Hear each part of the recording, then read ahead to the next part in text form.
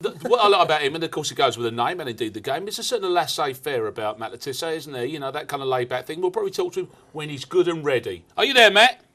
I am. I've just about got sound back. Ah, there you are. There he is. We've got him. Thanks for. Good evening to you, Mark talking, and of course alongside me, familiar voice. You're right, mate. Hello, mate. How are you? I'm very well. How did you think the game panned out? Pretty much as I expected, really. Fancied that the French would obviously dominate possession a little bit more than us, to keep the ball a little bit better than us. Probably had more attacking threat than we did, but I thought we defended fairly solidly and restricted them in the main to shoot them from outside the box. Which of course unfortunate with that though is that's where they scored from. So it didn't completely work, did it? No, it didn't. But when you give top quality players too much time at the edge of the box, that's what happens. The closing down was not quick enough. Was poor for the goal. He should never have been able to have as much time to take a touch and pick his spot from that distance. You're asking for trouble if that's the case. You've got to be able to close people down quicker on the edge of the box. Yeah, see, that's the bit of the game that I was really disappointed with, because it was as if we'd gone 1-0 up, we were in the ascendancy, and I just felt, go after the second one. Let's get this game and put it to bed very early, because we were never going to let 2 goals in the game as long as we got that second one. And then they never did it. They just backed off, and then basically we got what we deserved, which was a draw. Yeah, although I have to say I was quite happy with that because I predicted 1-1 before the game. So, well, you're delighted, aren't you, Tish? That's the thing. We didn't get to talk about this just yet, but let me pitch it to you first of all. Did Welbeck did he make sense to you as the lead striker in the way that Roy Hodgson had set up England to play? Still with that to start with.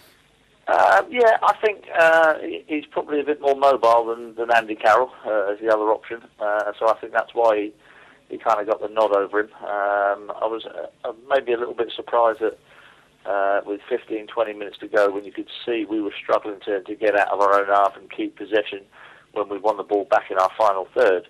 I was surprised that maybe a Theo Walcott didn't come on to give us a bit of an outball, and Andy Carroll, who could probably hold the ball up and use his physical presence a little bit better than Welbeck could. There's definitely an element of this in this game in particular. And I'm going to hate hearing about this, and we are going to. They're going to talk about the conditions, you know, and it's definitely the argument is for both teams. But Flash, on that particular one there, you know, using the subs is going to be it's going to be crucial, isn't it? The way that he actually does it. I mean, basically they had to carry poor old Scott Parker off, you know, with a shovel, didn't they? There's nothing left of him. And again, if you went to the 2 friendly games against Norway and Belgium, with 20, 25 minutes to go, he made his subs, and all of a sudden it gave us the energy and the impetus to go forward, and we looked really dangerous. Yeah. And yet today, when it was crying out for it, he didn't do it. He brought Jermaine on. He brought Jordan Henderson on. And I reckon you could hear the echoes around the ground saying, why are you putting Jordan Henderson on? But apart from that, Tiz, how do you think the draw, and now obviously you see Sweden get beat, how do you think that affects the group? Yeah. I actually think that makes it slightly more difficult for us. Obviously, with Sweden getting beat, they now have to go and win.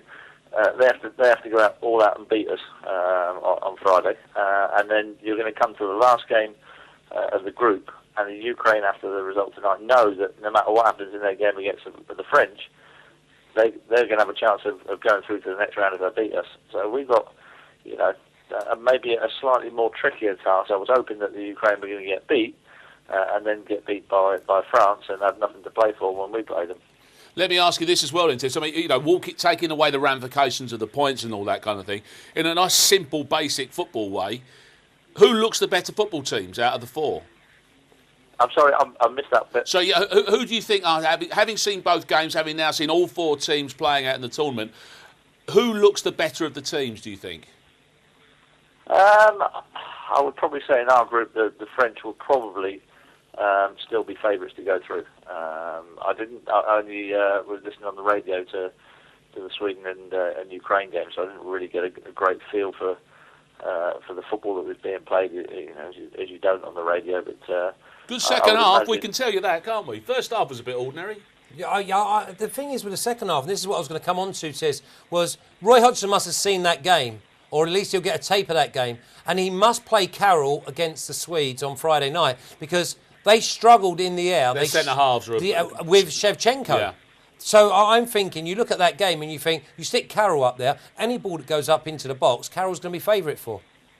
Yeah, very much so. I don't think there was a great deal to choose between Carroll and Welbeck for the front spot. To be honest with you, I don't think it was a clear-cut decision. I think it was very close, and you may well see a slightly different tactic. And if Roy has seen that the Swedes are struggling at the back, there's no one better to expose people in the air than Andy Carroll at the moment. Yeah, that's very true. And he looks like, as I think that he could certainly be a weapon, different kind of weapon from Welbeck. Clearly, Tiss, thanks very much indeed for your time. Great to talk to you.